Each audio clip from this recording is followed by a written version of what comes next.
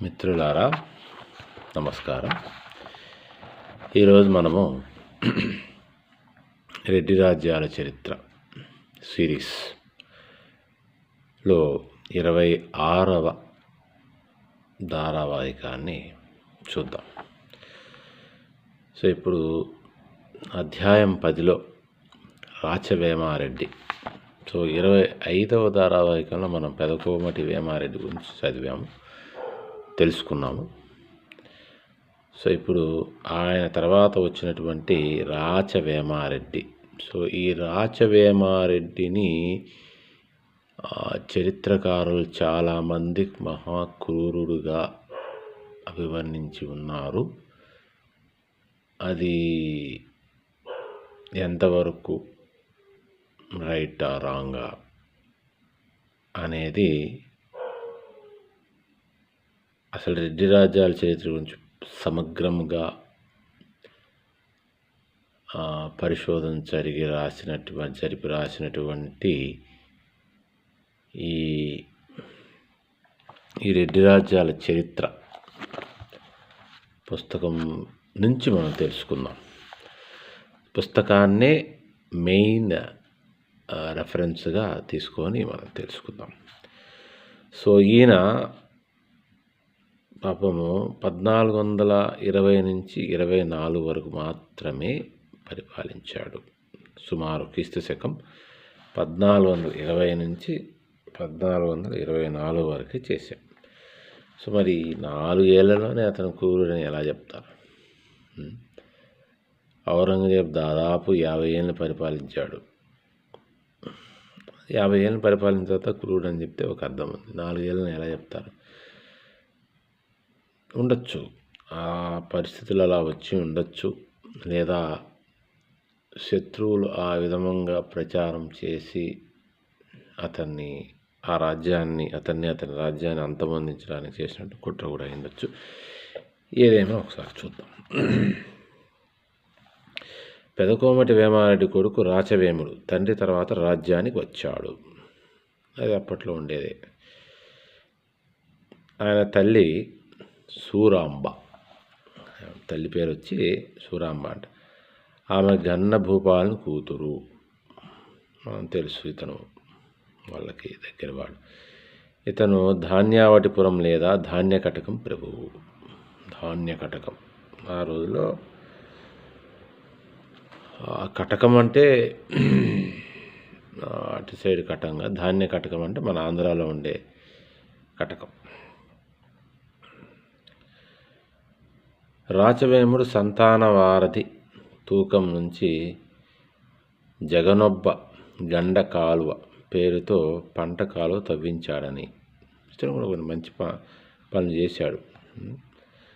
జగనొబ్బ గండ కాలువ పేరుతో పంట కాలువ తవ్వించాడని, ఆ తటాకాన్ని అతని తల్లి సూరాంబ తవ్వించిందని, అది శక 1337లో అంటే ఆయన పెదకోమటి వేమారెడ్డి ఉండగానే జరిగింది. అంటే మన్మథనామ సంవత్సరంలో జరిగిందని అమీనాబాద్ శాసనం తెలియజేస్తుంది. అమీనాబాద్ ఇది బహుశా అతని తండ్రి హయాంలోనే జరిగి ఉంటుంది. అతను 4 సంవత్సరాలు పాలించాడని కొండవీడు దండ కవిలై కైఫియత్ తెలియజేస్తున్నాయి. వీటిని బట్టి చూస్తే అతను నిరంకుశుడని తెలియవరుస్తోంది. ప్రజల్ని క్రూరంగా కంటకంగా పాలించాడు. కొత్త పన్నులు వేశాడట. ముక్కుపుండి వసూలు చేయించాడట. మంచి రాజుకు ఉండవలసిన లక్షణాలు ఏమీ లేవు. సో ఇది చరిత్రలో నిలబడిపోయాడు. మేబీ జస్ట్ ఫర్ 4 years అంటే పరిస్థితులు కూడా అలా వచ్చిండొచ్చు కదా. ఆ కోణంలో ఎవరు పరిశోధన చేయలేదు. మరి చరిత్రలో అయితే క్రూరుగానే ప్రసిద్ధి చెందాడు ఇతను. అంచేత తండ్రి తర్వాత తల ఎత్తిన కల్లోల పరిస్థితిలో రాజ్య నౌకని సమర్థవంతంగా నడిపించలేకపోయాడు. అప్పటికే ఆయన తండ్రి ఉన్నప్పటికే it is about to close. Okay, so మనం అర్థం చేసుకోవచ్చు. మరి అలా ఉన్నప్పుడు ప్రస్తుతం మీకు రాజ్యంలో అల్లకొల్ల పరిస్థితి ఉన్నప్పుడు రాజు కఠినంగానే వ్యవహరిస్తాడు. మరి కఠినంగా అప్పుడు ఆల్రెడీ ఆ రాజ్యం మీద ప్రజలకి ఉన్నప్పుడు వ్యతిరేకత ఉన్నప్పుడు మరింత వదిలేయలేడు కదా. ఇక్కడ ఏమవుతుందంటే మరింత కఠినంగా ఉండవలసి వస్తుంది. వచ్చినప్పుడు మరింత చెడ్డోడుగా కనిపిస్తాడు, సహజం. అప్పుడు ఆ కఠిన నిర్ణయాలతో అతను గెలిస్తే ఇదవుతుంది, రాజ్యం నిలబడుతుంది. రాజ్యం నిలుపుకునే దానికోసమే కదా. సో ఇక్కడ చెప్తున్నాడు కదా, అతని తండ్రి తర్వాత కల్లోల పరిస్థితులు తండ్రి ఉండంగానే ఏర్పడినాయి. మరి రాచరిక వ్యవస్థలో కల్లోల పరిస్థితులు ఏర్పడినప్పుడు దాన్ని ఎలా పరిష్కరిస్తారు? కఠిన నిర్ణయాలు తీసుకుంటారు. అది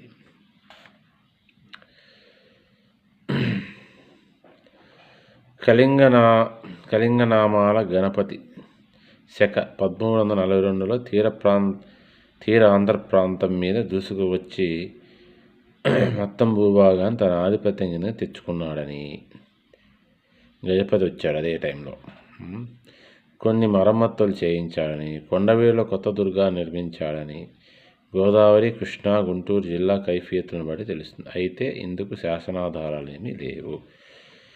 గజపతి రాజులవి కానీ విజయనగర రాజులు కానీ ఇంతవరకు కొండవీడు దొరికిన శాసనాలు ఏవి దీన్ని ధృవీకరించలేదు. గజపతి కొండవీడుని జయించడం నిజమే అయితే గనక అది శక 1342 తర్వాత జరిగి ఉండాలి. ఏమంటే అంతకుముందు దాకా కొండవీడు రాజధాని పరిసర ప్రాంతాలు విజయనగర రాజుల ఆధిపత్యంలో ఉన్నాయి. శక 1342 శార్వరి నాటిది అయిన మొదటి దేవరాయల శాసనం దీన్ని ధృవీకరిస్తుంది. ఇది గుంటూరు తాలూకా, గుంటూరు జిల్లా, పొన్నూరు దగ్గరిది. కొండవీడు పరిసరాల్లో ఉన్న గ్రామం అది. విజయనగర దాడుల్ని కానీ గజపతి ప్రభుల దాడుల్ని కానీ ఎదిరించేందుకు రాచవేమారెడ్డికి తగినంత వెనకదన్ను లభించలేదు. ఇది మీరు గమనించాలి. తగినంత వెనకదన్ను అతనికి లభించలేదు. అది పరిస్థితి. ఎందుకంటే అప్పటికే అతను బలహీనపడిపోయాడు. అది సో ఆ విధంగా ఉన్నప్పుడు మనం ఏం మాట్లాడతాం. అది పీడన పూరిత పాలన వల్ల ప్రజల ఆధారాభిమానాన్ని పోగొట్టుకున్నాడు. అంటే ఇదే బయట శత్రువులు, లోపల శత్రువులు, ఇంకా తప్పనిసరి పరిస్థితుల్లో కఠినంగా ఉండవలసి వచ్చింది. ఆ వయసులో కూడా చిన్నవాడే కదా. సో కాబట్టి మనం ఇంకా దాన్ని ఎక్కువ ఎక్స్పెక్ట్ చేయలేం. అయితే దీన్ని ధృవపరిచే ఆధారాలు దొరకడం లేదు. అది ప్రళయవేముడు కొండవీడు రాజ్యాన్ని స్థాపించాడు. ఎన్నో ఒడిదుడుకుల్ని శుక్లపక్ష కృష్ణపక్షాన్ని చూసి ఈ రాజ్యం మణిపూసల్లాంటి అనవేమ కుమారగిరుల పాలనలో జ్వాజ్వలమానంగా ప్రకాశించి సమున్నత శిఖరాలను అధిరోహించింది.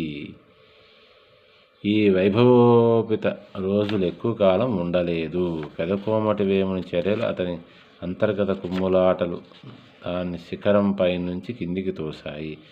అయోగ్యుడైన ఇది బాగుందండి. ఆయన అంతా చేసేసి ఆయనే తండ్రి అనుభవం తండ్రి నిలబెట్టలేనప్పుడు కొత్తగా వచ్చిన కొడుకు ఆయనే నిలబెడతాడు. అయోగ్యుడని ముద్ర వేసేస్తాడు. అయోగ్యుడైన అతని కొడుకు దాన్ని ముంచేశాడు. మహత్తర రెడ్డి రాజ్య వంశం చరిత్ర ఈ కాల మహాంబోధిలో ఒక బొట్టుగా ఉన్న 100 ఏళ్ళు మాత్రమే. అయినా ఆ ఒక్క బొట్టు ముత్యం లాంటిది. సో ఇంతటితో కొండవీటి రాజ్యం అయిపోయింది. కానీ రాజమహేంద్ర రాజ్యం గురించి వచ్చే ధారావాహికంలో మనం తెలుసుకుందాము. స్వస్తి.